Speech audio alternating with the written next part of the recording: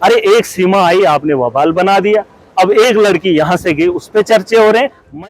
दो औरतों को नंगा बरहना दौड़ा कर सड़कों पे पीटा जाता है, कुछ लोगों को जिंदा जलाया जाता है। मणिपुर हमारा हिस्सा नहीं, कश्मीर हमारा भारत का अटूट अंग है, पीओके हमारा भारत का अटूट अंग है, और मणिपुर किसका है?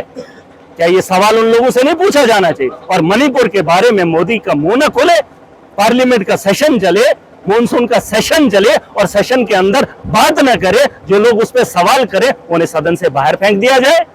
और आप कह रहे हैं कि उनका एजेंडा अलग है।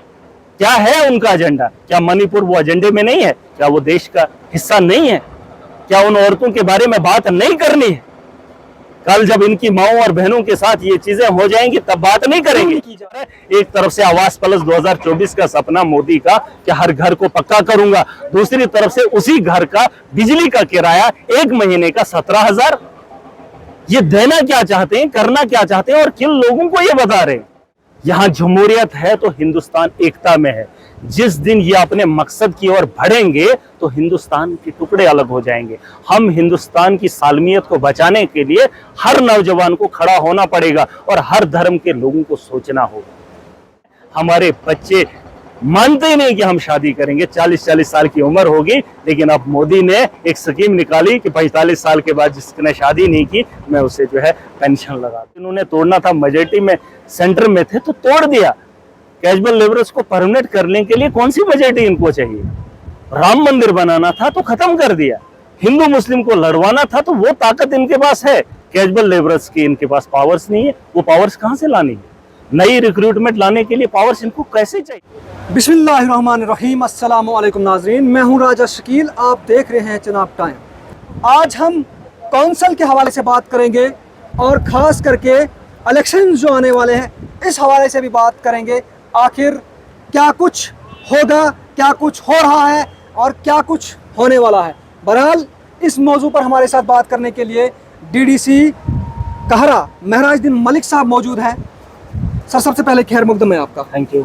आपसे जानना चाहता हूं कि जम्मू कश्मीर के क्या कुछ हालात हैं, बता दीजिए। देखिए, हालात तो बद से बदतर हैं। अगर यहाँ पर जम्मू कश्मीर के अंदर चुनाव हो भी जाते हैं, पंचायती राज को मुकम्मल भी कर लिया, लेकिन अगर असेंबली के चुनाव हो भी जाते हैं तो कोई फ़ायदा नहीं है जम्मू कश्मीर के अंदर, क्योंकि यूटी का हाल आपने देख ही दिया। पंचायती राज को इतना मतलब बढ़ा चढ़ा कर दिखाया गया था, लोगों ने वोट दिए थे, लेकिन उन वोटों का क्या हाल हुआ ये सब लोग जानते हैं। बहरहाल मैं बताना चाहूँगा, जम्मू कश्मीर को अगर बेहतरी की ओर लेना है तो 2024 का चुनाव बहुत ज़रूरी है। इंडिया वर्सेस एनडीए जो एक बहुत बड़ा यहाँ 2024 में आपको देखने को मिलेगा, एक बहुत बड़ा घमासान। और मुझे पूरी उम्मीद है कि अगर वो इंडिया वर्सेस एनडीए में इंडिया कामयाब हो जाता है तो ही जम्मू कश्मीर की बेहतरी की उम्मीद कर सकते हैं। वरना जम्मू कश्मीर के अंदर पंचायती राज हो या असेंबली के चुनाव हो जाते हैं, यहाँ का चीफ मिनिस्टर भी बन जाता है, लेकिन हम फिर भी बहुत सारी चीज़ों से जूझते ही रह जाएंगे। मैं सब हम अगर डोडा की बात करें, तो काउंसिल की बात करें तो टीडीसी चेयरमैन वर्सेस डीसी डोडा काफ़ी लड़ाई चल रही है, क्या वजह है? ऐसा नहीं है, देखिए ये यूटी है और यूटी के अंदर जिस तरीके से 370 था कुछ इख्तियारात स्टेट को होते हैं, और उसी तरीके से मैंने कहा कि अगर असेंबली के इलेक्शन हो भी जाते हैं तो ब्यूरोक्रेसी इसी तरीके से हावी रहेगी, क्योंकि इख्तियारात छीन लिए जाते हैं यूटी के अंदर, जिस तरीके के हम दिल्ली के अंदर देख रहे हैं, और उसी तरीके का माहौल जम्मू कश्मीर के अंदर इस वक्त है। मैं यही समझता हूँ, मोदी जो नारा दे रहा था जम्मू कश्मीर के हालात बदल रहे हैं, यहाँ पे ब्यूरोक्रेसी जो है हावी है, और मुझे नहीं लगता है जो आप माहौल बता रहे हैं ये उसका हिस्सा है। और ब्यूरोक्रेसी जो है इस बात को समझती है, कौंसल को जो है ख़त्म करने में अहम रोल अदा कर रही है। और मुझे एक ही बात का बहुत दुख है कि जिन लोगों ने उम्मीदों से वोट दिया था, बीजेपी के लोग कहते थे कि कौंसल को जो है या पंचायती राज को पूरा किया जाएगा। यहाँ डोडा के अंदर बीजेपी की कौंसल बनी है जिसमें चेयरमैन बीजेपी का है, पूरी कमेटी जो है भाजपाइयों की है। तो मुझे इस बात की समझ नहीं आ रही कि बीजेपी का चेयरमैन रेजिग्नेशन देने पे तैयार हो जाता है। लोगों के हालात बद से बदतर हैं, ये हालात हैं, और इस काम को जो है डीसी खुद करना चाहता है। हम लोगों के चुने हुए नुमाइंदे हैं, हम किसी तक बात नहीं पहुंचाने का काम कर सकते हैं। करोड़ों का घोटाला हो रहा है, किससे फरियाद लगाओगे? अगर ताकत होती, पावर्स होती तो पावर्स का इस्तेमाल करके ब्यूरोक्रेसी को काम करवाते, लेकिन आज ब्यूरोक्रेसी तानाशाह बनी हुई है। वक्त लोगों का भी आएगा, जनता का जरूर आएगा, लेकिन बीजेपी ने विश्वासघात किया है जिसका खामियाजा डिस्ट्रिक्ट की आवाम झेल रही है। और भाजपा की कौंसल, आपसे मैं जानना चाहता हूं कि एक तरफ से आप कह रहे हैं कि कौंसिल को खत्म किया जा रहा है, कौंसिल की पावर्स को खत्म किया जा रहा है, और दूसरी तरफ से लोकतंत्र को ये दावा कर रही है कि हमने कौंसिल को पावर दी है, देखिए एमपीज की पावर दी है। क्या कहेंगे? वही मैं कह रहा हूं कि बीजेपी का सिक्का सेंटर से लेकर स्टेट तक है, और वहीं डिस्ट्रिक्ट डोडा की कौंसिल भी भाजपा के हाथ में है। तो बीजेपी का चेयरमैन इस्तीफा देने पे क्यों तुला है? अगर कैपेक्स की बात, लोगों का पैसा जनता तय करती, वोट की ताकत का एहसास इन लोगों को होता, उसको खत्म करने में भाजपा के कुछ लोग मिले हुए हैं। इस वक्त बीजेपी वर्सेस बीजेपी है, ये कौंसिल वर्सेस एडमिनिस्ट्रेशन नहीं है, बीजेपी वर्सेस बीजेपी है। क्योंकि शक्ति परिहार को डर है कि अगर चेयरमैन काम करना शुरू कर दे तो हमारा पत्ता कट जाएगा।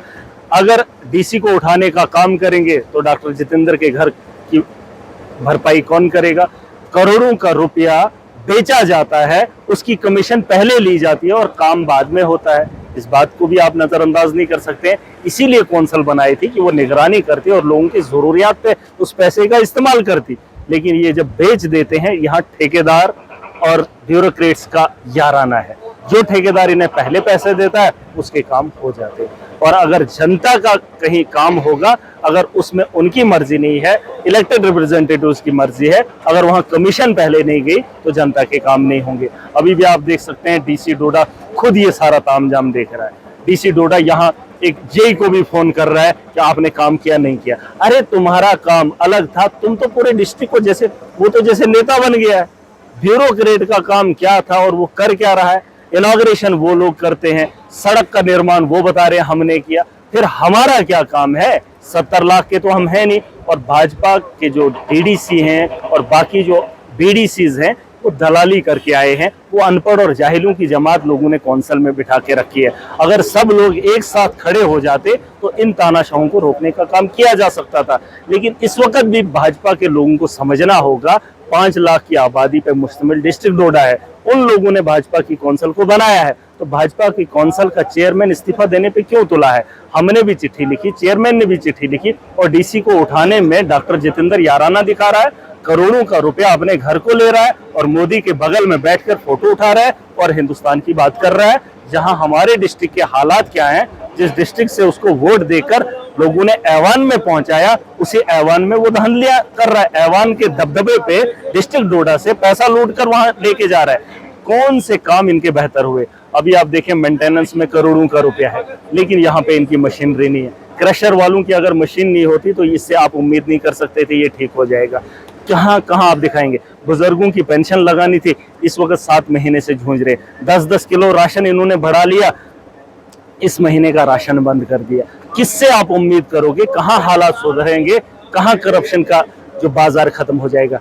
ब्यूरोक्रेसी को चलाना इसलिए चाहते हैं क्योंकि इनके घर जो है भरे जा रहे हैं। सब जिस तरह से अगर बात करूं तो भाजपा के जो इक़्तिदार में है उनके खिलाफ आप बोलते रहते हैं, और खास करके डीसी डोडा के खिलाफ आप बोल रहे हैं, आप आवाज उठा रहे हैं। आखिर हासिल क्या हुआ?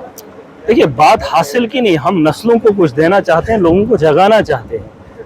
बात देने की नहीं है। लोग तो 500 में भी वोट बेच देते हैं, लेकिन जो 5 साल झेलना पड़ता है उन चीजों को हम रोकना चाहते हैं, उन चीजों को हम बेहतर करना चाहते हैं। ये मत बताइए कि महराज से क्या फायदा हो रहा है। अवेयरनेस, लोगों को एजुकेट करने का काम और लोगों को उनके हकूक के बारे में बता रहे हैं। आपको लगता है कि लोगों को करने की जरूरत है? सुनिए मेरी भाई, ये जमहूरी मुल्क है, इस देश के अंदर जमहूरियत से निजाम चलाया जा सकता है, ब्यूरोक्रेसी से नहीं। यहाँ लोगों के वोट की ताकत सबसे ज्यादा है, लेकिन उसी वोट की ताकत को कुचला जाएगा तो आपको लगता है कि महराज चीख रहा है तो हमें क्या फायदा हो रहा है? मैं लोगों को जगाने का काम कर रहा हूँ। हो सकता है कुछ वक्त लगे, 1 साल लगे, 2 साल लगे, वैसे भी 24 का चुनाव आ रहा है। अगर लोगों ने समझ लिया महंगाई उरूज पर है, उसके बाद बेरोजगारी आप देखेंगे, जिन लोगों के साथ इन्होंने 14 में वादा किया, कुछ नहीं, 370 इन्होंने तोड़ना था, मेजॉरिटी में सेंटर में थे तो तोड़ दिया। कैजुअल लेबरर्स को परमानेंट करने के लिए कौन सी मेजॉरिटी इनको चाहिए? राम मंदिर बनाना था तो खत्म कर दिया, हिंदू मुस्लिम को लड़वाना था तो वो ताकत इनके पास है। कैजुअल लेबरर्स की इनके पास पावर्स नहीं है, वो पावर्स कहां से लानी है? नई रिक्रूटमेंट लाने के लिए पावर्स इनको कैसे चाहिए? अब जम्मू कश्मीर में भी उनको अब दोबारा से इलेक्शन में लाओ, इनके लिए गाड़ियों का इंतजाम करो, इनके एमएलए बनाओ, इनके नेता बनाओ। अरे कौंसिल में बिठा दिया, असेंबली में तुम्हें पहुंचा दिया, अरे पार्लियामेंट तक पहुंचा दिया, मोदी को 2 बार प्राइम मिनिस्टर बना लिया। अब किस बात की देर है? अब ये बताएंगे कि पीओके को यहां लाना है। अरे एक सीमा आई, आपने वबाल बना दिया। अब एक लड़की यहां से गई, उस पर चर्चे हो रहे हैं। मणिपुर के अंदर 2 लड़कियों को बरहना करके नचाया जाता है, फुटबॉल समझकर पीट दिया जाता है, और उस पर मोदी की चुप्पी है, और हमारे सांसद को वहां से बाहर का रास्ता दिखाया जा रहा है। लोकतंत्र खतरे में है। जिस दिन पाकिस्तान भी बना था, मुस्लिम के नाम पे पाकिस्तान बना था, तो बंटवारा बहुत जल्द हुआ था, जिसका हिस्सा बांग्लादेश है। यहाँ जमहूरियत है तो हिंदुस्तान एकता में है। जिस दिन ये अपने मकसद की ओर बढ़ेंगे तो हिंदुस्तान के टुकड़े अलग हो जाएंगे। हम हिंदुस्तान की सालमियत को बचाने के लिए हर नौजवान को खड़ा होना पड़ेगा, और हर धर्म के लोगों को सोचना होगा। और ये जो खेल खेल रहे हैं ना, इस खेल से इस देश के अंदर तबाही होगी, जिसके जिम्मेदार हम लोग भी। मेहरा साहब, आपसे मैं जानने की कोशिश करूंगा, आपने कहा कि 2024 का इलेक्शन, आपको क्या लगता है कि किस मुद्दे से आप भाजपा इस इलेक्शन को लड़ेगी? देखिए, भाजपा का तो सिंपल एक एजेंडा है, लोगों को लड़ाकर, मेजोरिटी वाले लोगों को वोट लेकर सत्ता में बैठने का काम करना है। लेकिन इतिहास पढ़कर देख लिया है, वक्त के हालात अलग हैं, वक्त की जरूरियात अलग हैं, उस पर आप काम नहीं कर रहे। इन्होंने कहा था हम काला धन लाएंगे, काला धन की उम्मीद करते करते जो अपना धन था उसे भी इन्होंने लूट लिया। अडानी और अंबानी को इन्होंने वो सारा पैसा दिया। पहले तो विजय माल्या, नीरव मोदी, पता नहीं कौन कौन मोदी। अब तो जो जनता का वाइड मनी था, जो देश के अंदर था, उसे इन्होंने अडानी को दे दिया। और प्राइवेटाइजेशन का इतना अंबार किया है, जो इन्होंने स्कीमें निकाली है, करोड़ों का घोटाला है। बच्चों को एजुकेशन देने की बात, ट्रेनिंग की देने की बात की थी, करोड़ों का रुपया उसमें हेरा फेरी। इन्होंने जॉब की पॉलिसी निकाली थी प्राइवेटाइजेशन में, अगर देखेंगे हिमायत था, उड़ान था, पता नहीं कौन कौन सी मोदी के नाम पर इन्होंने क्या क्या निकाला और कितनी धांधलियां हैं। क्या इनको कोई पूछने वाला नहीं है? ये हालात अगर सुधारने हैं, देश के नौजवानों को अगर रोजगार देना है, आज देश का नौजवान मजबूर है, 100 बार सोच रहा है मुझे शादी करनी चाहिए कि नहीं करनी चाहिए, और ये देश को बना रहे हैं। महंगाई उरूज पर है, बेरोजगारी उरूज पर है, एजुकेशन से क्या हासिल हो रहा है? एजुकेशन का सिस्टम बद से बदतर है, सड़कों का जाल बिछा रहे हैं और खुद ठेकेदारी कर रहे हैं। देश के अंदर सड़कों का बिछाल और नफरतों का अंबार लगा रहे हैं। 2 लोगों को लड़ाकर देश के अंदर राजनीति करना चाहते हैं, और मोदी उस पद पर उसे देखना चाहते हैं। अरे बैरून ममालिक से क्या लेना देना? मैंने पाकिस्तान की बात कही थी कि मुसलमान के नाम पर बना था देश, आज़ादी के फौरन बाद 2 टुकड़े हो गए। अगर उसी तर्ज पर यहाँ पर भी उस वक्त में बना होता तो शायद इतना विशाल हिंदुस्तान नहीं होता, 1 अरब 40 करोड़ आबादी देश के अंदर नहीं होती, इतनी यकजहती और इतना सम्मान हमारे देश को नहीं होता। जिस दिन आप इसका खेल इस देश के अंदर खेलेंगे, इतिहास उठा के देख लीजिए, जिस मुल्क के अंदर भी तोड़ की राजनीति हो रही है, धर्म की राजनीति हो रही है, जड़ों से खत्म हो गए, टुकड़े टुकड़े हो गए हैं। अरे यूक्रेन छोटा सा मुल्क, रूस की ताकत उसे कुछ नहीं कर सकती है। उन लोगों के अंदर यकजहती है, और आप अपने देश के अंदर जाति और धर्म में बांटकर दूसरे मुल्कों को अपने ऊपर मौका देना चाहते हो। अरे हम तो यहाँ इस मुल्क को बेहतरी के लिए हमने इस मुल्क को चुना था, और आप जो राजनीति कर रहे हैं उससे बेहतरी की उम्मीद नहीं की जा सकती है। आपका जो तरीका है ये गलत है, ये इंसानियत के लिए भी खतरा है और इस मुल्क के लिए भी खतरा है, और इस चीज़ को हम यहाँ पर होने नहीं देंगे, जिसके लिए इंडिया और एनडीए अब आमने सामने होगी। मेरा सब आखिरी सवाल रहेगा मेरा, अब ऐलान हो चुका है लगभग कि अब अक्टूबर के महीने में पंचायती इलेक्शन होने वाले हैं, किस तरह से देखते क्या करोगे पंचायती इलेक्शन में हिस्सा लेके? मैं तो कहता हूँ असेंबली के चुनाव भी हो जाते हैं तो कोई फायदा नहीं। अरे ये तानाशाह बैठे हुए हैं, जम्मू से आकर एक आदमी डिस्ट्रिक्ट को चला रहा है, वो अपनी मनमानी कर रहा है। कौंसल है यहाँ पर, कौंसल असेंबली से पावरफुल है। किन सरपंचों की बात आप कर रहे हो? जिन सरपंचों को अंगूठा छाप बनाया जाता है, मोहरा बनाया जाता है, और उनके नाम पर करोड़ों का घोटाला ये ब्यूरोक्रेट करेंगे, और भाजपा के नेता यहाँ से पैसा लूट कर जाएंगे। यहाँ इलेक्शन करवा के क्या फायदा है? जब तक भाजपा की सोच इस स्टेट के अंदर है, तब तक यहाँ पर इलेक्शन करा कर या ना करा कर कोई फायदा नहीं। लोगों के हालात देख लीजिए, हालात देख लीजिए ना। बिजली का किराया पहले 600 हुआ करता था 1 महीना पहले, आज की डेट में रीडिंग होती नहीं, बिना रीडिंग के बताया जा रहा है 700 यूनिट आपके घर की बिजली जली है, जिसका किराया आपको 17,000 देना है, 15,000 किराया आ रहा है। देखिए, मैं एक चीज बताना चाहूंगा, अगर लोगों की जरूरियात पे सरकार काम नहीं कर सकती है, अगर लोग जो है इन चीजों से जूझ रहे हैं, तो लोगों को खुल के बात करनी चाहिए। या तो सरकार को अपना फैसला मनवा लो, या तो आपके इख्तियार में है, मैंने कहा था किराया देना बंद कर दो, ये तो अब तक है, या तो जनता सड़कों पे आकर अपनी जरूरियात की चीजें छीन कर ले, जो सरकार को देनी चाहिए थी उन चीजों से हमें महरूम रखा और उन्हीं चीजों से हमें लूटने का काम किया जा रहा है। एक तरफ से आवास प्लस 2024 का सपना मोदी का कि हर घर को पक्का करूंगा, दूसरी तरफ से उसी घर का बिजली का किराया 1 महीने का 17,000। ये देना क्या चाहते हैं, करना क्या चाहते हैं और किन लोगों को ये बता रहे हैं? देखिए भाई साहब, लोगों को समझना होगा, इंसानियत का दर्द जो नहीं समझा, इंसान को अगर नहीं समझ पाओ तो धर्म के मानने वाले तुम कभी नहीं हो सकते हो। हर कोई जीना चाहता है, अरे धर्म के लोगों से पूछ लीजिए जिन लोगों को थोड़ी सी तकलीफ होती है। डॉक्टर्स को ये नहीं पूछता है कि ये कौन है, ये देखा जाता है ये इलाज कर सकता है कि नहीं। अरे जब तक आप इंसानियत को नहीं समझ सकते तो धर्म की बात ना करो। तो बेहतर यही है कि भाजपाइयों से सवाल किया जाए। गैस का सिलेंडर 400 में था, सब्सिडी देने की बात हुई थी, 1200 में आज नकद मिलता है। बिजली का किराया 1 महीने या 4 महीने पहले 150 था। बिजली की हालत क्या है, पोलों की हालत क्या है, उन चीजों को सुधारने की बात नहीं है। हमारे सड़कों की नालियां, इनको गंदगी को साफ करने के पास इनके पास टाइम नहीं है। करोड़ों का पैसा इन्हीं चीजों से निकाला जा रहा है, जनता को लूटा जा रहा है, जनता के लिए कोई काम नहीं हो रहा है। महंगाई सर पर है, बेरोजगारी सर पर है। हमारे बच्चे मानते ही नहीं कि हम शादी करेंगे, 40-40 साल की उम्र होगी, लेकिन अब मोदी ने एक स्कीम निकाली कि 45 साल के बाद जिसने शादी नहीं की मैं उसे जो है पेंशन लगा दूंगा। अरे जिन बुजुर्गों को पेंशन लगी थी उनको भी आपने 7 महीने से बंद कर दी।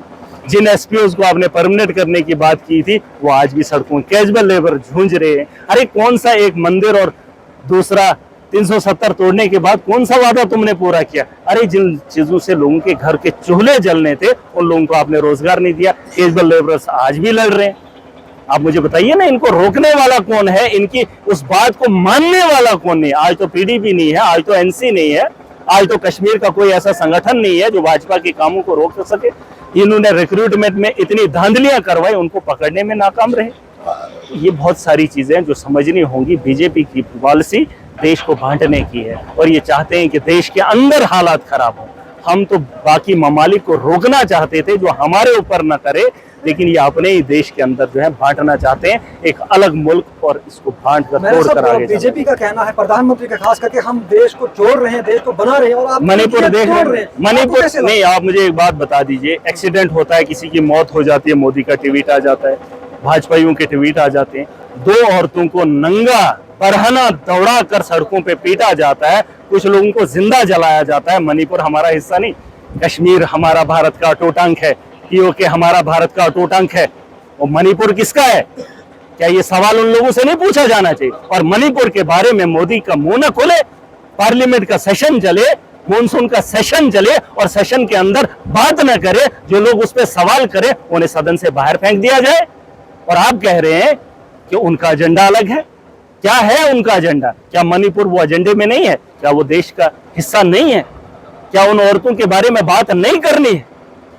कल जब इनकी माओं और बहनों के साथ ये चीजें हो जाएंगी तब बात नहीं करेंगे। की जा रही है बात, क्या लगता है आपको? अब ये सवाल मोदी से पूछ लीजिए। जब मोदी खुद, जहन में क्या लगता है? मैं ये कह रहा हूँ, ये फसादात चाहते हैं। पुलवामा हमला हो, हिंदू मुसलमान हो, राम मंदिर हो, 370 हो, ये लोगों के जज्बात के साथ खेलना चाहते हैं, लोगों के दिमाग पे वार करना चाहते हैं। क्योंकि जब अब हम बात कर रहे हैं तो सारे लोग हमारी बात को सुन रहे हैं, इनके जहन अपने घर का कोई मसला नहीं है। इसी तरीके से जब सुबह शाम आपकी डिबेट हिंदू मुसलमान मंदिर और मस्जिद पर होती है तो लोगों के जहन की 24 के 24 घंटे उसी पे बात पे चर्चा करते हैं। तो जरूरियात पे बात होनी चाहिए। अभी देखिए आगे होता क्या है, हालात और भी आएंगे। ऐसा नहीं है कि देश के अंदर बस मोदी राज चलेगा, भाजपा राज चलेगा। यहाँ 800 बरस मुसलमानों ने भी हुकूमत की, वोट भी नहीं रहे। अंग्रेजों ने 200 बरस हुकूमत की, वो भी नहीं रहे। अब इनका सपना ये भी नहीं रहेंगे। ये दुनिया का इतिहास है, जो जितने साल रहा वो रहा नहीं। अब 800-900 बरस उन्होंने भी तो हुकूमत की, 200 बरस तो अंग्रेजों के गुलाम भी रहे। अब 10 साल इनके भी हो गए तो ये सोच रहे हैं कि हमने चांद पर पैर रख लिया। अरे चांद पे पैर रखने से पहले यहाँ औरतों की इज्जत बचाना सीख लो।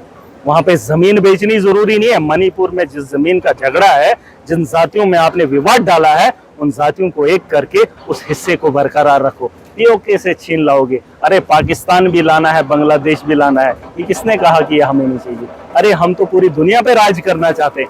मगर तुम तोड़ की राजनीति करोगे। इससे पाकिस्तान से पूछ लेना कि आज़ादी में बंटवारा हुआ था, वो बांग्लादेश कैसे छूटा, जब धर्म पे बात। बहुत बहुत शुक्रिया। तो नाज़रीन किराम, ये हमारे साथ डीडीसी मेंबर कहरा कॉन्स्टिट्यूंसी से महराजुद्दीन मलिक साहब, आपने इनकी ज़बानी सुना कि यहाँ पर तोड़ वाली राजनीति नहीं चलेगी, क्योंकि यहाँ पर 650 साल भी राज हुए, 250 साल भी राज हुए, लेकिन वो हुकूमतें भी नहीं रही। बहरहाल उन्होंने कहा, ये भी कहा कि अब हमें जो है बदलाव अगर लाना है तो हमारे हर एक नौजवान को जागना चाहिए, उनको हक और गलत पहचान कर वोट डालना चाहिए इस तोड़ो राजनीति को भगाने के लिए। बहरहाल इसी तरह की मजीद अपडेट के लिए हमारे साथ बने रहे। मुझे दीजिए इजाजत। खुदा हाफिज।